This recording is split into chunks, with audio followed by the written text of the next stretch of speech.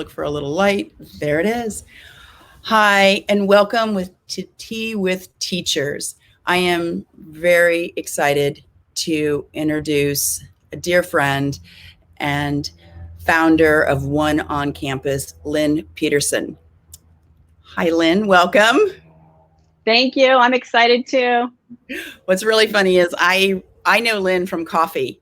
So I don't even know if Lynne drinks tea. So she is. Does it count? One of my closest friends is English. And she likes tea. So. Do you have tea with her or do you drink coffee? Yeah, no, I'll drink tea. I'll drink tea. Okay, very good. PG tips. I have many a coffee cup for you that each has a story of connection, but we can roll with that. Well, that is honestly Go ahead. That is really what when I think of you, Lynne, and I know you when kids are having the toughest times and families are having the toughest times of their lives, that you have this ability to connect with them. And connection, you are no stranger to connection. As a matter of fact, you built an entire nonprofit around it.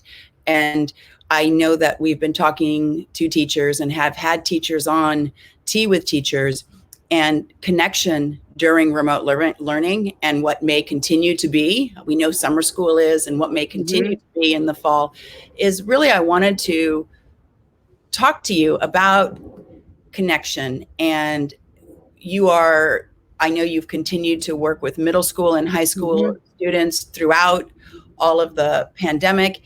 And I was just wondering what you could share about how connection, what it's looked like for you, for the families. Okay, I'm ready.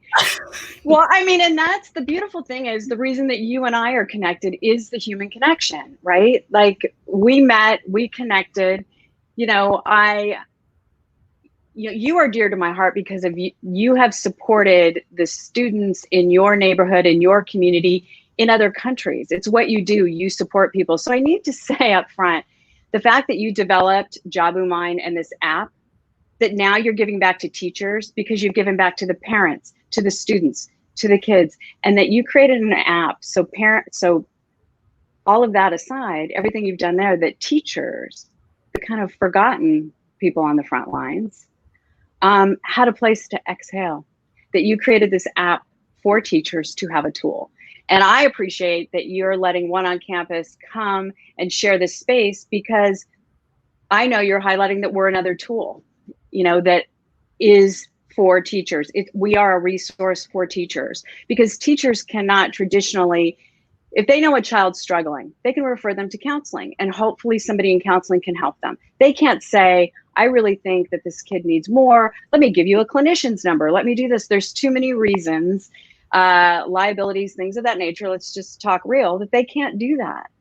But when there's a program like One on Campus, so everyone knows, we are a program of connection that can sit on campuses. We do things in the community. And yes, we pivoted and we now have an online platform. So we're available in the community, on campuses, and online for this purpose, to create connection. So we can go on any campus that anyone wants us. But where we are now is any teacher on the campuses where we are can say to one of the kids, hey, have you checked out One on Campus? They have a meeting on Monday night. You should go.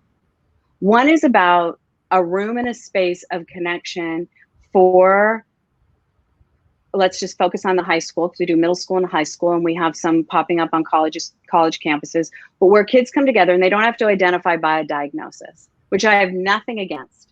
But I want kids to show up into a room, whether they're struggling with drugs and alcohol, eating disorder, depression, academic pressure, or nothing. Because if we're honest with one another, we know life presents struggles for all of us. And so we've created this space where the drug is connection, where human connection, where I can bring together 25 students on a Monday night on a campus, where they walk into a room and the premise of the meeting just starts, we believe in the power of one person connecting with another. And we know that by connecting with someone else, you can alter your life, but you can also alter the lives of those around you in a positive way. And so by creating the space for literally humans to connect. You know, they put down their phones, they're not on their screens. If I use my flagship, it goes between 25 and 35 kids who come in. 10% of those are part of something that we developed called the suspension exchange. It's the one exchange.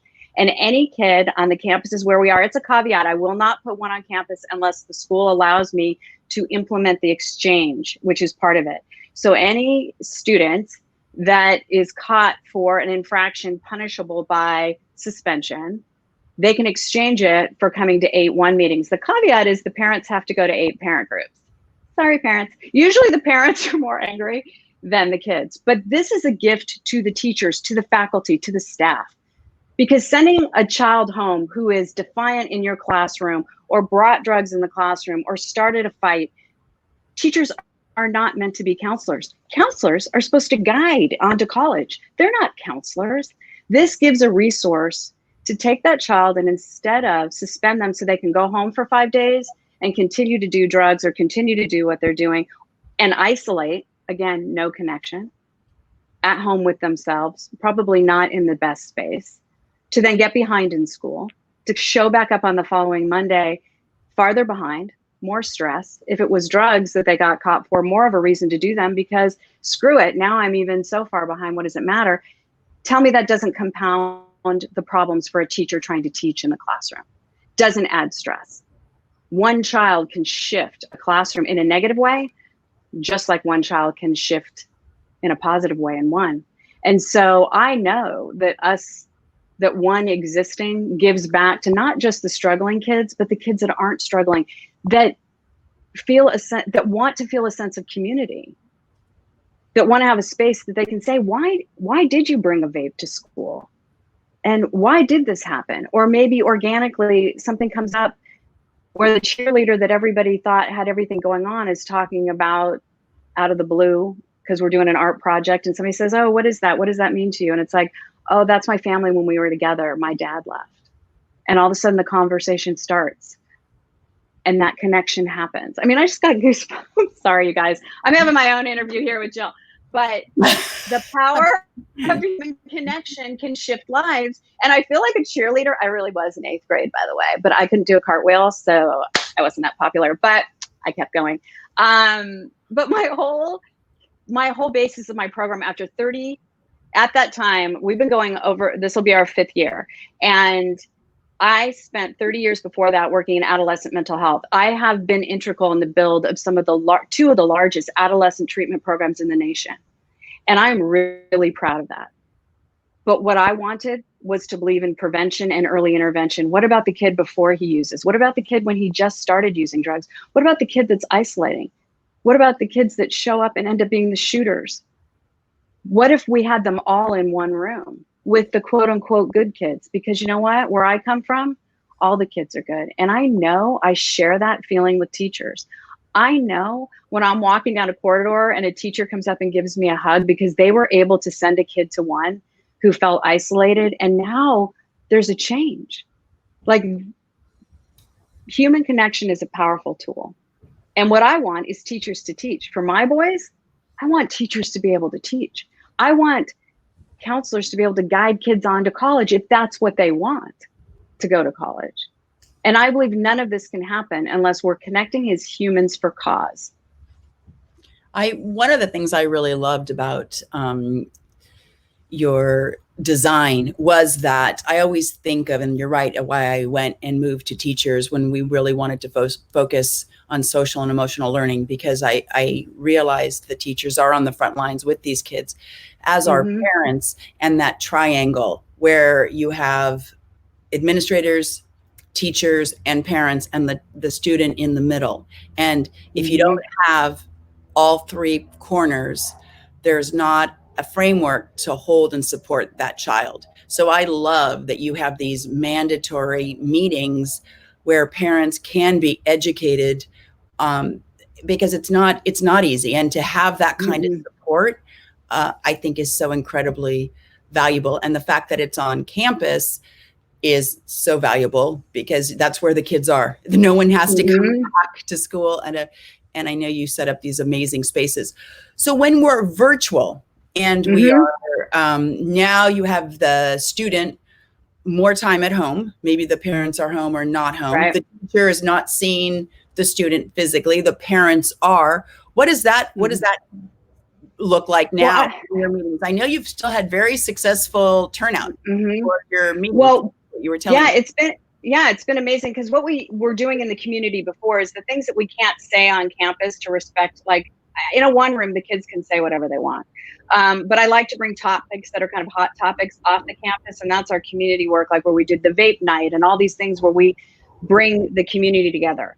Well, what was online going to look like? Well, one of the things I am proud of is I feel like one has our finger on the pulse of what is happening. So before the school shut down, that the weekend prior, I had our online platform going. So one on campus, Instagram is popping in the story. Like I really got used to, like I had to get on it. And what we did was in the first week, we had 11 different sessions. We had our normal one meeting where kids could show up. We did a girls group, or, you know, if you identified as a girl, a boys group, or if you identify as male.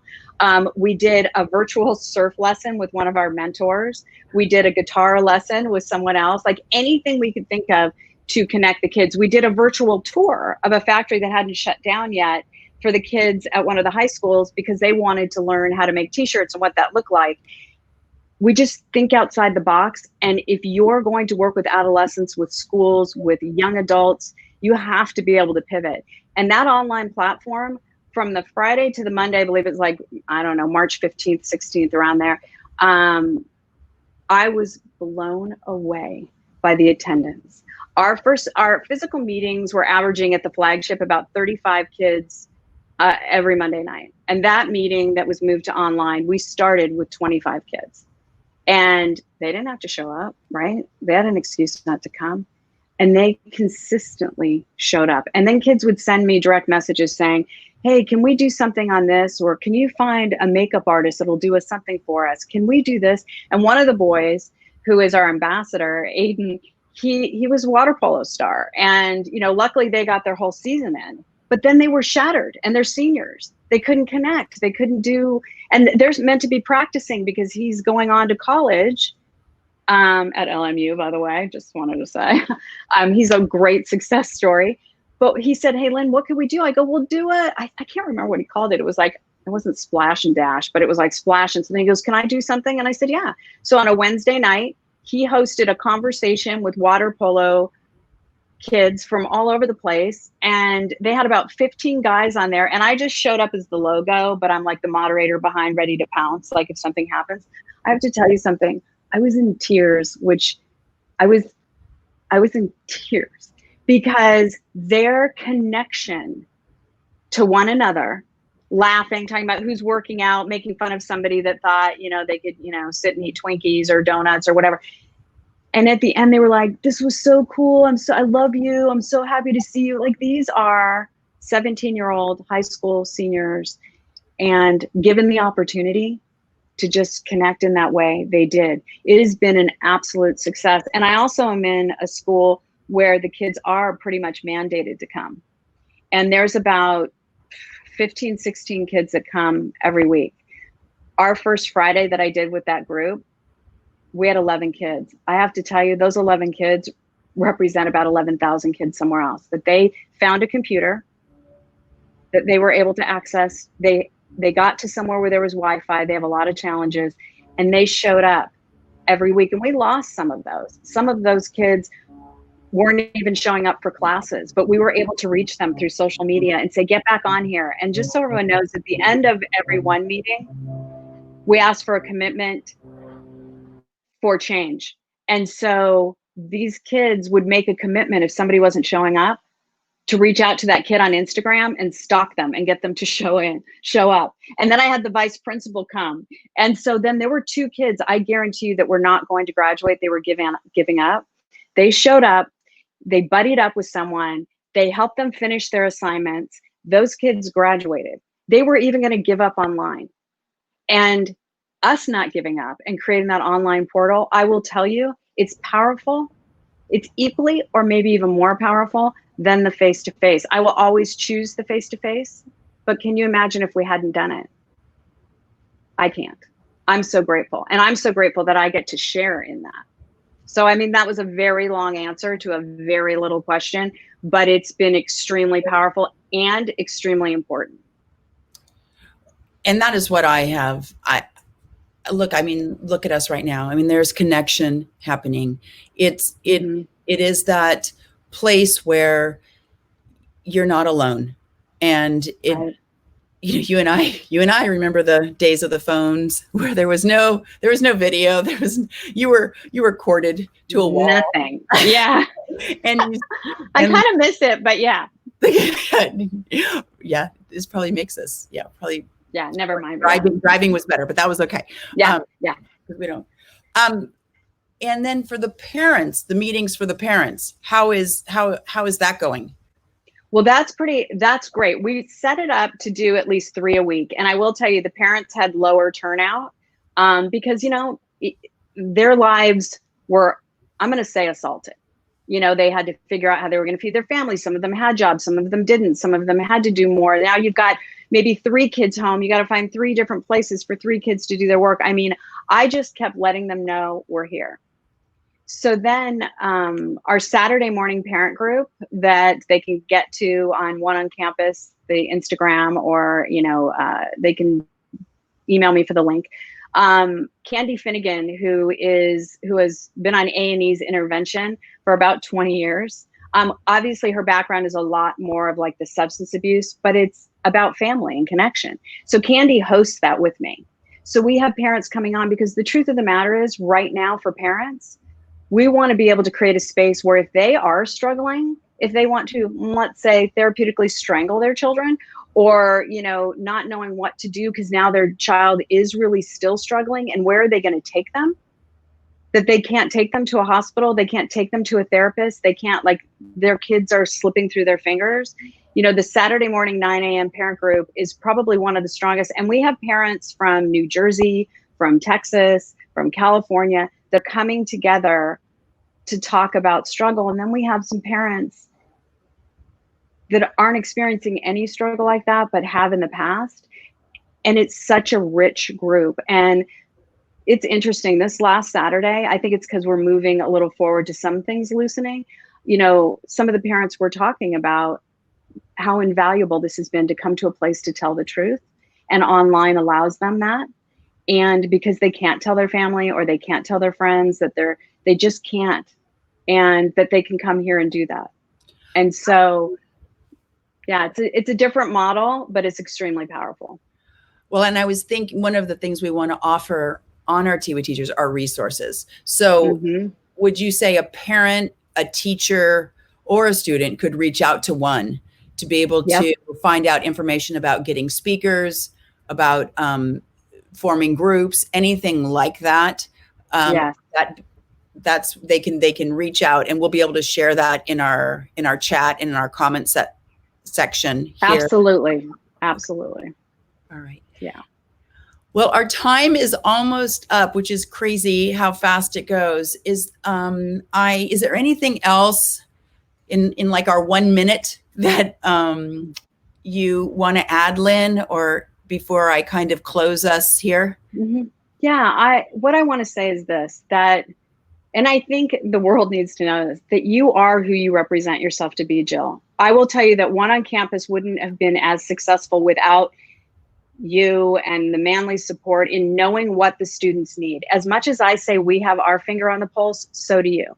And then I want to make sure if somebody's listening and they may not even be a teacher, but talk to your school, let the teachers know that this app exists, because what you have created for them, availing themselves to us, but more than that, availing themselves to a moment to exhale.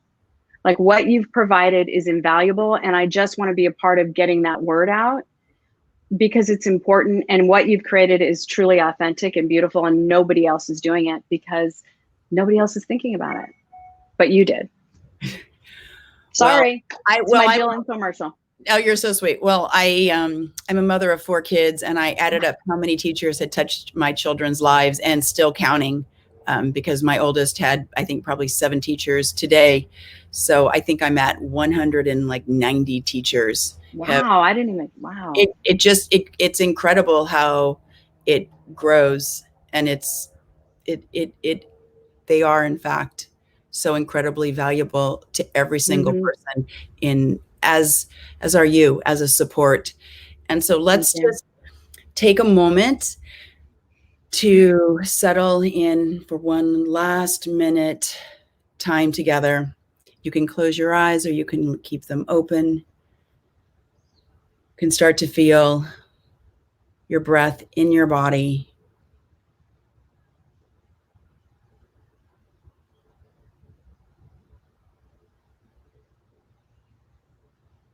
And maybe bringing to mind someone that you feel connection with. And that sense of what comes up when you feel that connection for you. Is it a releasing of your body? Is it maybe a smile in your heart?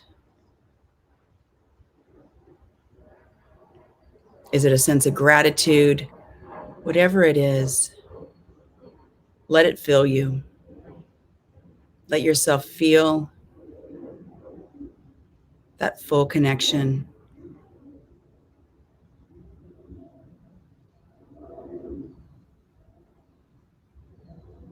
And feel it starting with you, the connection to yourself, the importance of being connected to self, and then being able to share that connection with others. And so you are the source. So again, feeling the breath in your body, and maybe blinking your eyes open if they were closed. And we will leave it there for now. And tremendous gratitude for this connection that we shared. Thank you. Jill. Talk soon. Thanks. Bye-bye.